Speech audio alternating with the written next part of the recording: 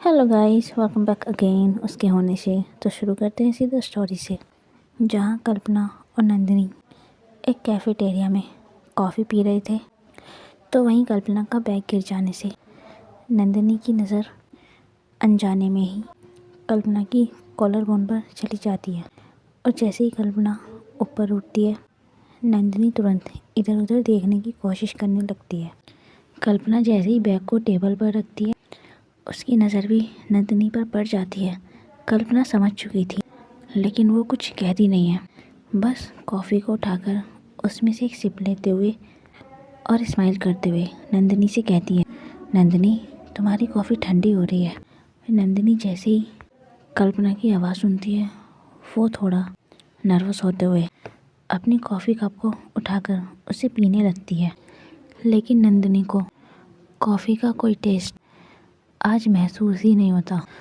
उसको वो बिल्कुल टेस्टलेस लग रही थी, जिस वजह से नंदिनी के फेस एक्सप्रेशन थोड़े चेंज हो रहे थे। तो वहीं कल्पना, जो अपनी शांत सी नज़रों से नंदिनी को देख रही थी, कल्पना कुछ बातें बिना कहे भी महसूस कर रही थी। और उस शाम कल्पना उस विलो कैफ़े में ये समझ चुकी थी कि कुछ पुराने एहसास कभी कभी कॉफ़ी के बहाने फिर से जाग जाते हैं। इस विलो कैफ़े में दोनों की कॉफ़ी अब आधी हो चुकी थी। बैकग्राउंड में सॉफ्ट म्यूज़िक चल रहा था, पर टेबल पर नंदिनी अब भी उतने ही अलर्ट मोड में बैठी हुई थी। नंदिनी अपना कॉफ़ी कप एक बार फिर से उठाते हुए उसमें से एक सिप लेकर कल्पना से डायरेक्ट पूछ ही लेती है, वैसे रोहित कैसा है? कल्पना को जैसे ही रोहित का नाम सुनाई देता है, उसका हाथ कॉफ़ी कप पर वहीं रुक जाता है और वो अपने आईब्रोज़ को थोड़ा ऊपर करते हुए नंदिनी को बहुत ध्यान से देखने लगती है। और फिर बड़ी ही हैरानी से नंदिनी से पूछती है, रोहित? तभी नंदिनी थोड़ा कैजुअल होते हुए, हाँ रोहित, वही रोहित, तुम्हारा बॉयफ्रेंड। कल्पना को तो मानो ये सुनकर झटका सा ही लग गया हो। वो एक पल के लिए बिल्कुल शांत सी हो जाती है और फिर अपने कॉफ़ी कप को नीचे रखते हुए बहुत ही क्लियर लेकिन फेस पर स्माइल लाते हुए, कब से? नंदिनी ये सुनकर थोड़ा सरप्राइज होकर उसकी तरफ देखते हुए, कब से क्या मतलब? वही कल्पना, मतलब ये कब से रोहित मेरा बॉयफ्रेंड हो गया, जो तुम मुझसे ऐसे पूछ रही हो? जैसे ही नंदिनी ये सुनती है, उसका तो दिल मानो एक झटके के लिए धड़कना ही बंद हो गया हो और वो थोड़ा हकलाते हुए, तुम मतलब, मैंने तो बस सोचा था। तभी कल्पना उसकी बात को बीच में ही काटते हुए, तुमने सोचा?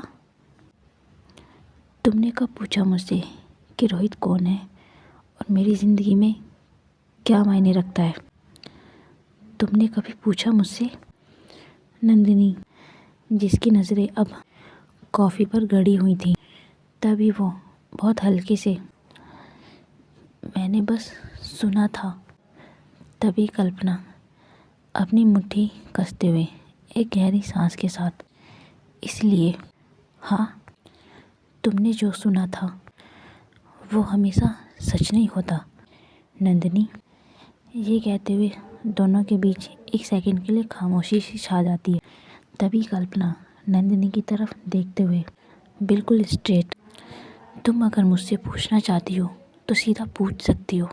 नंदिनी जैसे ही सुनती है, वो अपना सर उठाकर कल्पना को देखते लगती है।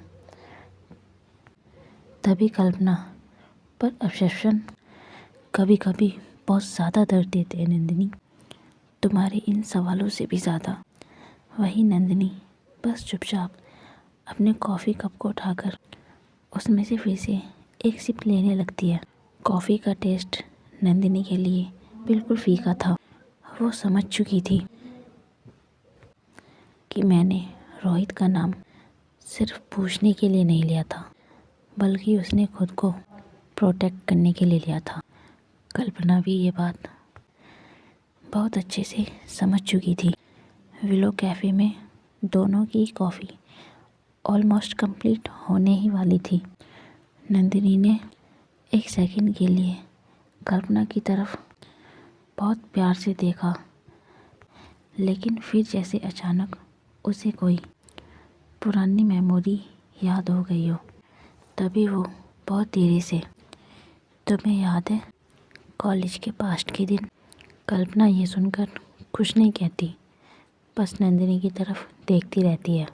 वही नंदिनी अपनी बात को आगे बढ़ाते हुए, लेकिन थोड़ी धीमी वॉइस में, कैसे रोहित ने पूरे कॉलेज के सामने तुम्हें प्रपोज किया था? स्टेज के नीचे खड़ा था, हाथ में फ्लावर्स, और सब लोग उसे कैसे चीयर्स कर रहे थे। कल्पना की तो ये सुनकर मानो पलकों ने झपकना ही छोड़ दिया हो, मानो वो खुद उस मोमेंट में अटक गई हो। तभी नंदिनी ने उसी फ्लो में कहा, मुझे लगा था तुम हाँ बोल दोगी, और मुझे ही नहीं सबको यही लगा था। और तभी वो अपने फेस पर साइड स्माइल लाते हुए, वैसे भी तुम हमेशा से लोगों को बहुत ईजिली पसंद आ जाती हो।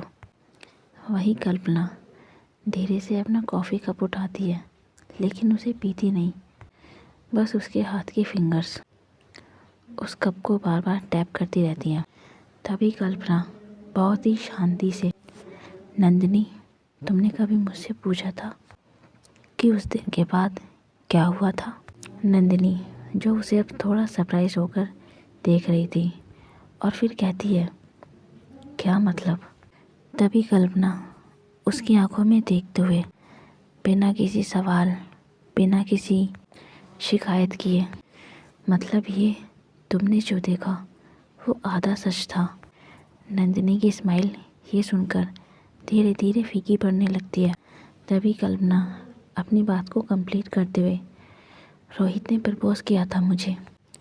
हाँ, ये बात पूरा कॉलेज जानता है, और कहीं ना कहीं तुम भी इस आधे सच को पूरा मान बैठी। लेकिन नंदिनी, हर प्रपोज़ल एक्सेप्ट हो ये ज़रूरी नहीं होता। और कल्पना की इस बात के साथ कैफ़े का शोर अब तेज़ होने लगा था, लेकिन नंदिनी को जैसे कुछ सुनाई ही नहीं दे रहा हो। तभी वो थोड़ा अटकते हुए कहती है, तुम क्या कहना चाहती हो कल्पना? तभी कल्पना एक गहरी सांस लेते हुए और नंदिनी के हाथ पर अपना हाथ धीरे से रखते हुए, मैं ये कहना चाहती हूँ नंदिनी, कि उस दिन जो पूरे कॉलेज ने देखा और जो भी तुमने देखा वो सच नहीं है, वो मेरा सच बिल्कुल भी नहीं है। मैं बस तुमसे ये कहना चाहती हूँ कि उस दिन मैंने रोहित को मना कर दिया था। जैसे ही कल्पना ये कहती है, कल्पना के ये शब्द सीधे जाकर नंदिनी के सीने पर लगते हैं। तभी नंदिनी अपनी कांपती हुई आवाज़ में, मना? क्योंकि पहली बार नंदिनी अब खुद के कंट्रोल से बाहर थी। तभी कल्पना, हाँ, कल्पना के उस हाँ में नंदिनी को सारा फ्लैशबैक याद आने लगता है। उसका कल्पना के लिए बैड बिहेवियर, उसकी वो गलतफहमी। नंदिनी अब अपनी नज़रें टेबल में गड़ा लेती है। नंदिनी को अब ज़मीन भी वो खिसकती हुई महसूस हो रही थी। तभी नंदिनी अपने टूटे हुए शब्दों से, कल्पना तुमने कभी बताया क्यों नहीं? तभी कल्पना बहुत धीरे से, क्योंकि कुछ सच सिर्फ इसलिए छुपाए जाते हैं क्योंकि हमें लगता है कि कोई उन्हें सुनना नहीं चाहता। वही नंदिनी उस कॉफ़ी की तरफ देखते हुए, जो पूरी तरह से ठंडी हो चुकी थी, और उसे उसी पल ये एहसास होता है कि वो जिस कहानी को इतने सालों से सच मानती आई थी, उसका सबसे ज़रूरी हिस्सा उसे कभी बताया ही नहीं गया था, और वो एक झूठे सच को इतने सालों से हकीकत मानती आई थी। और कल्पना और आज उसका सच। आज वो इतना ही भारी था जिस दिन उतना। तो वहीं कल्पना की आवाज़ अब बहुत शांत हो चुकी थी, जैसे वो कोई बहुत पुरानी थकी हुई सच्चाई आखिरी बार दोहरा रही हो। तभी वो हल्की सांस लेते हुए, उसके बाद रोहित और मैं बस एक अच्छे दोस्त बनकर रह गए। नंदिनी ये सुनकर उसकी तरफ सिर उठाकर देखती है। वो बस कल्पना की बातें सुन रही थी। तभी कल्पना, बेस्ट फ्रेंड्स जो एक दूसरे की लाइफ में रहे लेकिन बिना किसी एक्सपेक्टेशन से, तभी वो अपनी बात को कंटिन्यू करते। इससे ज़्यादा कभी कुछ और था ही नहीं और ना ही कभी बन पाएगा। कल्पना के ये शब्द नंदिनी के दिल में सीधे उतर से जाते हैं और दोनों के बीच एक अजीब सी हलचल, और उसी के साथ मानो नंदिनी के दिल के अंदर कुछ अचानक टूट के गिर गया हो। और अब नंदिनी को खुद के ऊपर बहुत गुस्सा आने लगा था। तभी नंदिनी खुद से कहते हुए, मैंने भी बिना पूछे बिना समझे सब कुछ एज्यूम कर लिया था। इतना वक्त, इतने साल, और मैं गलत कहानी ही खुद को बस सुनाती रही। नंदिनी की आंखें अब नम हो चुकी थी। नंदिनी को अब थोड़ा चेस्ट पेन होने लगा था। नंदिनी को दर्द भी था और पछतावा भी, लेकिन सबसे ज़्यादा तो दुख इस बात का था कि उसने हमेशा कल्पना और रोहित के सच को सच माना। उसने कभी कल्पना से पूछने की हिम्मत भी नहीं की।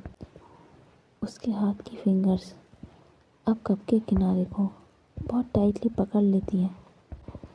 तभी नंदिनी कुछ कहने की कोशिश करते हुए, मैं, लेकिन पता नहीं, जैसे उसके गले को किसी ने जकड़ लिया हो। वहीं कल्पना जो अब उसी की तरफ देख रही थी, तभी बहुत धीरे से, नंदिनी तुम ठीक हो? नंदिनी ये सुनकर एक बहुत गहरी सांस लेती है, इतनी गहरी कि उसकी आंखों में अब आंसू आ जाते हैं। तभी नंदिनी खुद को संभालते हुए, हाँ कल्पना, मैं ठीक हूँ, लेकिन खुद पर गुस्सा आ रहा है। तभी कल्पना, गुस्सा? लेकिन किस बात पर? कल्पना के इस सवाल से नंदिनी अब सीधा कल्पना की तरफ देखने लगती है। तभी नंदिनी उसकी आंखों में देखते हुए, मैंने कभी तुम्हें मौका ही नहीं दिया कि तुम खुद मुझे अपनी बात बता सको। मैंने तुम्हें हमेशा खुद से दूर रखा। मैं बस देखती रही और ये समझती रही कि तुम और रोहित गलत तरीके से, मैं अपने ही सामने एक छोटी तस्वीर बनाकर उसे ही सच मान बैठी। कल्पना ये सुनकर कुछ नहीं कहती। वो बस नंदिनी के इन टूटे फूटे शब्दों को जोड़ रही थी और उसके इन शब्दों के पीछे उसका वो दर्द महसूस कर पा रही थी। जैसे वो जानती हो कि नंदिनी का ये रियलाइजेशन इतना आसान नहीं है। कैफ़े की रोशनी अब थोड़ी धीमी बढ़ चुकी थी। उस शाम नंदिनी ने पहली बार महसूस किया कि कभी कभी सबसे ज़्यादा दर्द किसी के छोड़ जाने से नहीं, बल्कि गलत समझ लेने से होता है। कुछ पल दोनों के बीच बस खामोशी रही। तभी कल्पना ने धीरे से कहा, तुम अभी कॉफ़ी ठंडी होने पर ही पीती हो? वही नंदिनी एक नज़र अपने कॉफ़ी के कप पर डालती हुई कहती है, हाँ, मेरी आदत नहीं बदली। तभी कल्पना थोड़ा मुस्कुराते हुए, कुछ आदतें बदलने के लिए नहीं होती। कल्पना की ये बात सीधा नंदिनी के दिल पर जाकर लगती है। तभी नंदिनी बात को बदलने की कोशिश करते हुए जैसे खुद को संभाल रही हो। कल्पना, ऑफिस में काम कैसा चल रहा है? तभी कल्पना कुछ सोचते हुए, चल रहा है जैसा चलना चाहिए। और फिर कुछ सेकंड के लिए रुककर, तुम काफ़ी स्ट्रोंग हो गई हो नंदिनी, या शायद पहले से ही थी। तो वही नंदिनी, स्ट्रोंग होना कल्पना कभी चॉइस नहीं होता, बस ज़रूरत बन जाता है। कल्पना ये सुनकर बस उसकी तरफ देखने लगती है, बिना किसी सवाल, बिना किसी जजमेंट के। और फिर बहुत धीरे से पूछती है, नंदिनी, तुम खुश हो? कल्पना का ये सवाल इतना सीधा था कि नंदिनी कुछ सेकंड के लिए खामोश हो जाती है। तभी नंदिनी जवाब देते हुए, मैं फंक्शनल हूँ। कल्पना समझ गई नंदिनी क्या कहना चाहती है, लेकिन वो उस बात पर जोर नहीं देती। वहीं बाहर की साइड, बाहर से आती जाती गाड़ियों की आवाज़ अब तेज़ हो रही थी। शाम जो रात में बदलने वाली थी।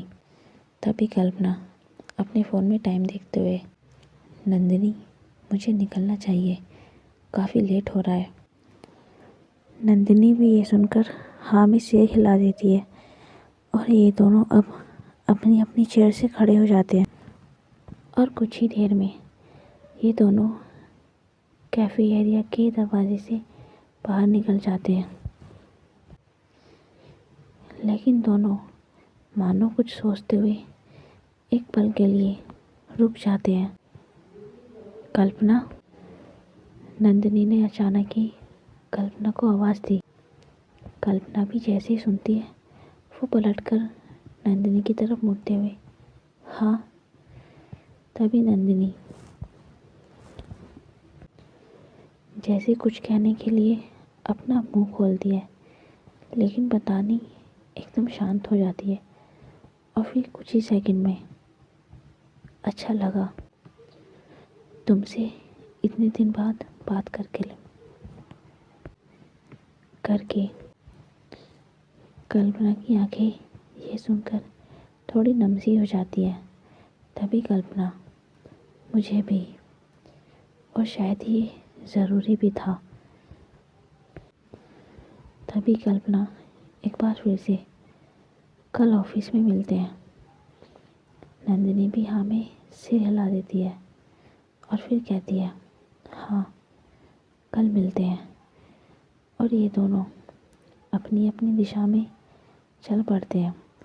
लेकिन उस शाम विलो कैफ़े के बाहर छूटी हुई ये इनकी अधूरी बातें दोनों के साथ साथ ही चली जाती हैं। कुछ मुलाकातें कभी ख़त्म नहीं होती, बस वो रुक जाती है उसी वक्त जहाँ हम उन्हें छोड़ देते हैं। तो वहीं दूसरी तरफ मीरा के घर पर ऊपर वाले रूम में हल्की येलो लाइट जली हुई थी। आरव जो अपने बेड पर लेटा हुआ था, कंबल आधा ढका हुआ, लेकिन उसकी नज़रें छत पर टिकी हुई। तो वहीं दूर अनन्या उसके पास ही बैठी हुई थी, एक हाथ आरव के बालों को धीरे धीरे से सहला रही थी, जैसे वो हर हाथ के साथ उसके अंदर का डर ख़त्म कर रही हो। तभी अनन्या आरव को देखते हुए बहुत ही सॉफ्टली, आरव, अब सो जाओ, कल सुबह जल्दी उठना है। आरव ये सुनकर कोई जवाब नहीं देता। उसकी फिंगर्स कंबल के किनारे को बस मसलती रहती हैं। अनन्या ये चीज़ नोटिस कर लेती है और फिर आरव के हाथ को रोकने लगती है। फिर झुककर बिल्कुल उसके पास आकर, आरव क्या हुआ? तभी आरव बहुत ही धीमी आवाज़ में, मेरा पेट दर्द कर रहा है। अनन्या जैसे ही सुनती है वो तुरंत सीरियस होते हुए आरव से पूछने लगती है, कहाँ दर्द कर रहा है? तभी आरव उस पॉइंट पर अपनी फिंगर रखते हुए अनन्या को बता देता है। अनन्या को जैसे ही समझ आता है वो मेडिसिन बॉक्स से एक सिरप लेके आरव को पिला देती है, जिसके थोड़ी देर बाद आरव को पेन में थोड़ा रिलीफ मिलता है। और वहीं कुछ सेकंड की खामोशी के बाद आरव फिर से कहता है, अनन्या। तभी अनन्या, हाँ? वही आरव अपनी आवाज़ को थोड़ा और धीमी करते हुए, जैसे कमरे की दीवारें भी सुन ना पाए, मुझे डर लग रहा है। अनन्या जैसे ही सुनती है उसका दिल एक पल के लिए रुक सा जाता है। तभी अनन्या, डर?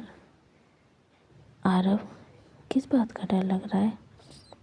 तभी आरव अपनी आंखें एक बार को बंद करके फिर खोलता है और फिर कहता है, कल फंक्शन के लिए कल सब देखेंगे, और अगर मैंने गलत कर दिया तो? आरव ये बात थोड़ा नर्वस होते हुए कह रहा था। तभी अनन्या बिना एक पल गवाए उसके हाथ पर अपना हाथ रख लेती है और फिर कहती है, सुनो आरव, तुम डांस परफेक्ट करने नहीं जा रहे हो, तुम वहाँ पर सिर्फ डांस करने जा रहे हो। जैसे तुमने आज श्रुति के साथ किया था, बिल्कुल वैसा ही तुम्हें वहाँ सबके सामने स्टेज पर करना है। तभी आरव, पर वहाँ पे सब लोग होंगे। आरव अपनी बात पूरी भी नहीं कर पाता। तभी अनन्या, सब लोग तुम्हारे लिए होंगे आरव, मैं हूँ, श्रुति है। और उसने एक पल रुकते हुए बहुत ही सॉफ्टली कहा, तुम्हारी मम्मा भी होंगी। ये सुनकर आरव की आंखों में थोड़ी राहत सी आ जाती है। तभी अनन्या आरव से प्रॉमिस करते हुए, मैं तुम्हारे पास ही रहूँगी आरव, जब तक तुम स्टेज पर जाओगे और जब तक तुम डांस करोगे, मैं वहीं बैठी रहूँगी। तभी आरव बहुत ही सॉफ्ट सी आवाज़ में, तुम कहीं नहीं जाओगी ना? तभी अनन्या थोड़ा स्माइल करते हुए, नहीं आरव, मैं कहीं नहीं जाऊँगी। अनन्या अब आरव को बेड पर एडजस्ट करने लगती है और फिर उसी रिदम में आरव के बालों में हाथ घुमाने लगती है। तभी अनन्या, आरव, तुम्हें पता है तुम कितने ब्रेव हो? सिर्फ इसलिए नहीं क्योंकि तुम डांस कर रहे हो, बल्कि इसलिए क्योंकि तुम अपना डर बता पा रहे हो। आरव की ये बातें करते हुए अनन्या के फेस पर एक अलग ही स्माइल आ रही थी। अनन्या कल के लिए बहुत ज़्यादा एक्साइटेड थी। आरव की कल पहली डांस फंक्शन थी। तो वहीं आरव, जिसकी पलकें अब भारी होती जा रही थी। तभी आरव नींद में ही, अनन्या। तभी अनन्या, हाँ आरव। वहीं आरव, कल तुम मेरी तरफ देखती रहना, जैसे ही अनन्या ये सुनती है उसकी आंखें हल्की सी नम हो जाती हैं। तभी वो आगे कहती है, हमेशा जैसे अभी देख रही हूँ। और कुछ ही पलों में आरव की सांसें अब भारी हो जाती हैं। आरव जो अब पूरी गहरी नींद में सो चुका था, अपने डर को पीछे छोड़कर अनन्या भी वहीं पर बैठी रहती है काफ़ी देर तक, क्योंकि कुछ रातें सिर्फ सुलाने के लिए नहीं होती, कुछ रातें भरोसा दिलाने के लिए भी होती हैं।